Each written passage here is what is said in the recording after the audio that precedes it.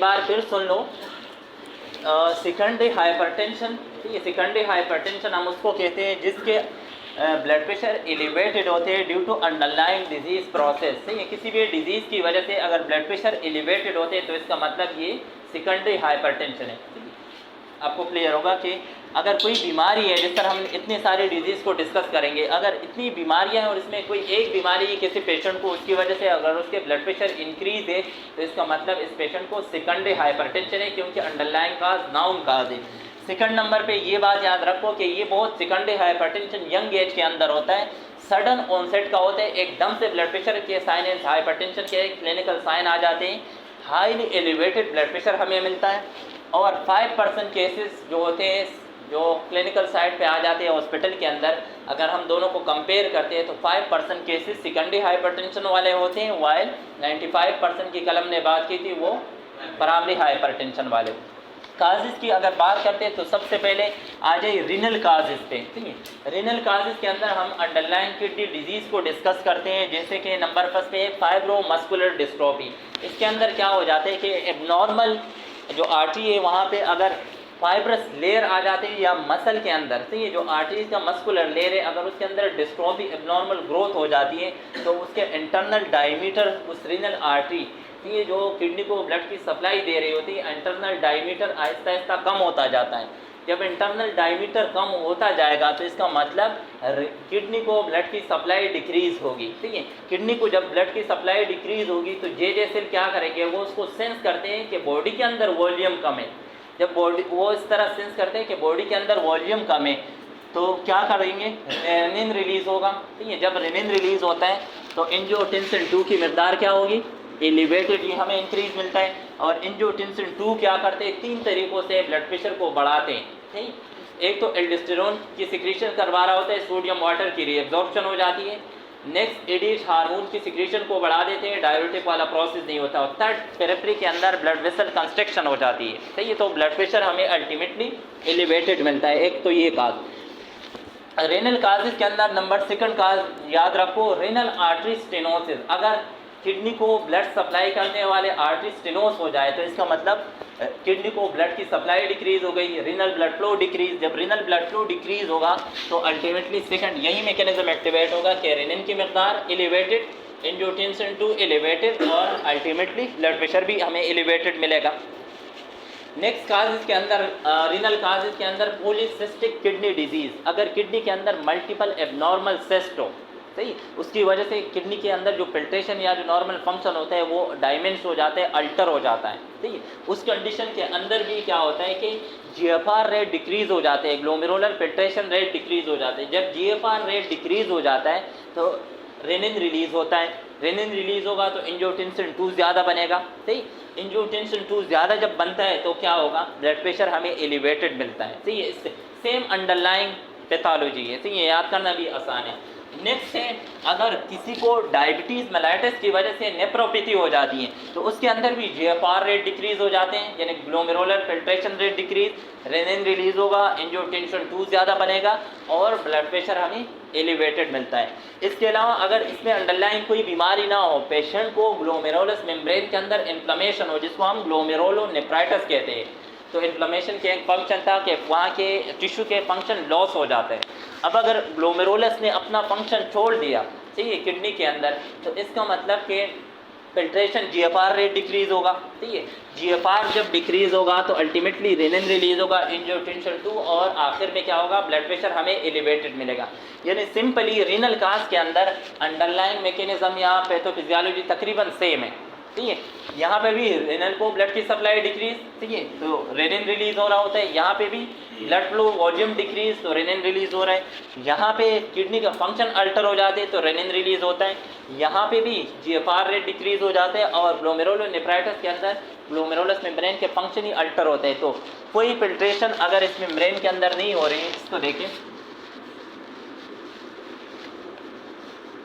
ठीक, अगर ये ग्लोमेरुलस मेम्ब्रेन है, इसके फंक्शन अगर अल्टर है और कोई फिल्ट्रेशन नहीं आ रही तो इसका मतलब यहाँ के जो जिसका ग्लोमेरुलस सेल होते हैं, ठीक, जे जी, ये सेल क्या करेंगे, ये सेंस करेंगे कि बॉडी के अंदर हमारे पास कम वॉल्यूम आ रहा है रीअब्जॉर्प्शन के लिए, तो इसका मतलब कि वॉल्यूम ही कम है, तो ये क्या करेंगे, रेनिन रिलीज करेंगे और रेनिन फिर अल्टीमेटली ब्लड प्रेशर को बढ़ा देते हैं।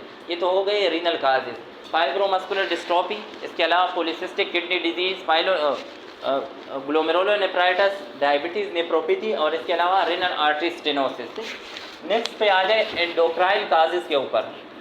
ठीक है, एंडोक्राइन काजेज के अंदर सबसे पहले एड्रेनल ग्लैंड की डिजीज़ थी, और एड्रेनल ग्लैंड के डिजीज़ के अंदर याद रखो नंबर 5 पे हाइपर एल्डोस्टेरोनिज्म। जब एल्डोस्टेरोन का मकदार इंक्रीज़ हो जाता है, जब भी एल्डोस्टेरोन हार्मोन की मकदार इंक्रीज़ होती है तो क्या होता है कि सोडियम वाटर की रीएब्जॉर्प्शन होती है।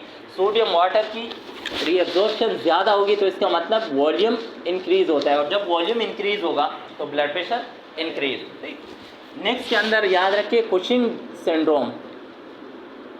कुशिंग सिंड्रोम के अंदर क्या होता है, कोर्टिसोल की मकदार हमें इंक्रीज़ मिलती है। जब कोर्टिसोल की मकदार इंक्रीज़ होंगे तो बीटा रिसेप्टर हाईली सेंसिटिव हो जाते हैं। इसके अलावा ब्लड वेसल के ऊपर जो अल्फा रिसेप्टर है वो भी हाईली सेंसिटिव हो जाते हैं, जो कि एपिनेफ्रिन नॉन एपिनेफ्रिन के लिए। सिंपली कोर्टिसोल की मकदार अगर इंक्रीज़ है तो सिंपैथेटिक नर्वस सिस्टम ज़्यादा एक्टिव होता है। इसके अंदर मेन खराबी उस रिसेप्टर के अंदर आ जाती है, वो हाईली सेंसिटिव होते हैं। फिर स्मॉल अमाउंट में अगर सिंपैथेटिक एक्टिविटी होती है तो हार्ट रेट ज़्यादा बढ़ जाते हैं, कंट्रैक्टिलिटी हार्ट की इंक्रीज़ हो जाती है। सही है, और इसके अलावा पेरिफेरल ब्लड वेसल्स के रेजिस्टेंस ज़्यादा हो जाते हैं तो अल्टीमेटली ब्लड प्रेशर इंक्रीज़ होता है। ठीक है, कुशिंग सिंड्रोम के अंदर अंडरलाइंग सिंपैथेटिक स्टिमुलेशन की वजह से ब्लड प्रेशर इंक्रीज़ होता है। नेक्स्ट याद रखें एड्रिनल मेडोला। ठीक है, एक एड्रिनल कॉर्टेक्स, ठीक है, जिसके ये दो डिजीज़ हैं। ठीक है, हाइपर एल्डोस्टेरोनिज्म, इसके अलावा कुशिंग सिंड्रोम। अगर हम मेडोला की बात करते हैं इनर पार्ट की, वहाँ से एपिनेफ्रिन और नॉन एपिनेफ्रिन हार्मोन की सिक्रीशन होती है। फियोक्रोमोसाइटोमा, इस जगह के अंदर अगर एड्रेनल मेडोला के अंदर एबनॉर्मल ग्रोथ हो, कैंसर हो, तो उसको हम कहते हैं कि पेशेंट को फियोक्रोमोसाइटोमा है। उसके अंदर एपिनेफ्रिन नॉन एपिनेफ्रिन की मकदार इंक्रीज़ हो जाती है, और जब ये इंक्रीज़ होंगे तो ये तो सिंपैथेटिक नर्वस सिस्टम के मेन केमिकल्स है। हार्ट रेट इंक्रीज़ होगा, कंट्रैक्टिलिटी इंक्रीज़ होगी, total peripheral vascular resistance increase होगा और अल्टीमेटली ब्लड प्रेशर एलिवेटेड। ठीक, तो एड्रेनल ग्लैंड के 3 डिजीज़, हाइपर एल्डोस्टेरोनिज्म, इसके अलावा कुशिंग सिंड्रोम और फियोक्रोमोसाइटोमा, एड्रेनल मेडोला के कैंसर। क्लियर है सलीम? अब आ जाए नेक्स्ट पे थायराइड ग्लैंड डिसऑर्डर। ठीक, एंडोक्राइन ग्लैंड के काजेस के अंदर नेक्स्ट है थायराइड ग्लैंड के काजेस। अगर पेशेंट को हाइपर थायराइडिज्म हो, ठीक, तो इसके अंदर क्या हो जाता है, हार्ट रेट, सही है, मैं डिस्कस नहीं करूँगा क्योंकि हमने डिटेल से बात की थी। हार्ट रेट भी इंक्रीज़ हो जाते हैं, कंट्रैक्टिलिटी भी इंक्रीज़ हो जाती है, इसके अलावा ब्लड वेसल टोन क्या हो जाता है, सही, लॉस हो जाता है। तो इसके अंदर जब वो लॉस हो गया, इसके अंदर नहीं, सॉरी, ये तो हम ये हाइपरथायराइडिज्म, ठीक, इसके अंदर हार्ट रेट इंक्रीज़ हो जाती है, कंट्रैक्टिलिटी इंक्रीज़ हो जाती है, और बीपी, अगर ये दोनों चीज़ें इंक्रीज़ है तो अल्टीमेटली हमें ब्लड प्रेशर भी हमें एलिवेटेड मिलता है। नेक्स्ट काज हाइपोथायराइडिज्म के अंदर ब्लड के वेसल के टोन ख़राब हो जाते हैं। मीन्स के अगर आर्टरी है उसके अंदर ब्लड आ रहा है तो नॉर्मली ये डायलेट होता है। जहाँ पे हाइपोथायराइडिज्म हो, क्रोनिकली हाइपोथायराइडिज्म हो, फिर अगर आर्टरी के अंदर ब्लड की सप्लाई ज़्यादा जाती है तो वो नॉन कंप्लायंस हो जाते हैं, वो डायलेट नहीं होगा। जब डायलेट नहीं होगा तो रेजिस्टेंस ज़्यादा होगी, अल्टीमेटली ब्लड प्रेशर को एलिवेट कर देता है। नेक्स्ट काज है हाइपर पैराथायराइडिज्म। हाइपर पैराथायराइडिज्म के अंदर क्या होता है कि हमें पता है पीटीएच हार्मोन की मकदार ज़्यादा होती है। जितनी ज़्यादा पैराथायराइड हार्मोन रिलीज़ होंगे, कैल्शियम की मकदार उतनी ज़्यादा होगी, यानी हाइपर कैल्सीमिया होगा। हाइपर कैल्सीमिया क्या करते हैं कि ज़्यादा से ज़्यादा कैल्शियम अगर इनसाइड द सेल जाता है, influx of the calcium into the cell, तो सेल बिकम कंट्रैक्टेड। अगर ऐसा ब्लड वेसल्स के अंदर हो, ठीक है, कि ब्लड वेसल के सारे सेल अगर कंट्रैक्ट हो जाए तो क्या होगा, पेरिफेरल वेस्कुलर रेजिस्टेंस इंक्रीज़ होगा और उसकी वजह से ब्लड प्रेशर एलिवेटेड होगा। ठीक, नेक्स्ट है रेस्पिरेटरी काजेज। रेस्पिरेटरी काजेज के अंदर सीओपीडी याद रखो। सीओपीडी के अंदर क्या होता है, हाइपोक्सिया यानी हाइपोक्सीमिया, CO2 का मकदार डिक्रीज़ हो जाते हैं। ऑक्सीजन की जब मकदार कम होगी बॉडी के अंदर तो ब्लड वेसल क्या करते हैं, कंस्ट्रक्ट हो जाते हैं। ब्लड वेसल जब कंस्ट्रक्ट होंगे तो क्या होगा, ब्लड प्रेशर एलिवेटेड। ठीक, नेक्स्ट है कार्डिक काजेज। सही है, लास्ट वन। कार्डिक काजेज के अंदर मोस्ट इंपॉर्टेंट याद रखो कोऑक्टेशन ऑफ एओर्टा।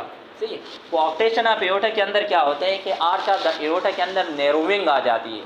ठीक, तो जी नैरोविंग आ जाती है तो इसका मतलब जो एब्डोमिनल एओर्टा है उसके अंदर ब्लड की सप्लाई डिक्रीज़ हुई होती है। ठीक है।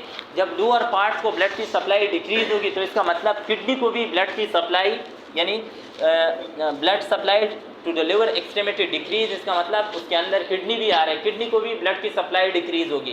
किडनी को जब ब्लड की सप्लाई डिक्रीज होगी तो किडनी क्या सेंस कर रहा होता है कि वॉल्यूम कम है तो रेनिन रिलीज होता है, ये वाला सिस्टम एक्टिवेट हो जाता है। ठीक है। इसके डिफ्रेंशिएशन के लिए कि कौन सा काज है, बाकी कुशिंग सिंड्रोम के अंदर तो हमें वो क्लिनिकल साइन मिलते हैं, ठीक है, कि जिस तरह मून पे से बफेलो हम से, ठीक है, वो क्लिनिकल साइन मिलते हैं। इसके अंदर हम कैसे डायग्नोज करते हैं कि पेशेंट के अपर एक्सट्रीमिटी के ब्लड प्रेशर चेक करते हैं तो वो एलिवेटेड होते हैं, ठीक है। लोअर एक्सट्रीमिटी के चेक करते हैं तो वो हमें डिक्रीज मिलते हैं, सही है, कम मिलते हैं। एक तो ये हम ब्लड प्रेशर चेक करते हैं, उससे हमें एक क्यू रीज़न मिल जाते हैं कि हो सकता है कि कोऑक्टेशन ऑफ एओर्टा हो। दूसरा हम एल्डोस्टेरोन की मकदार देखते हैं, अगर एल्डोस्टेरोन की मकदार इंक्रीज है, अपर एक्सट्रीमिटी में ब्लड प्रेशर भी एलिवेटेड है और लोअर एक्सट्रीमिटीज़ में ब्लड प्रेशर कम है, तो इसका मतलब कि ज़्यादा चांसेस है कि पेशेंट के ब्लड प्रेशर कोऑक्टेशन ऑफ एओर्टा की वजह से हुआ हो।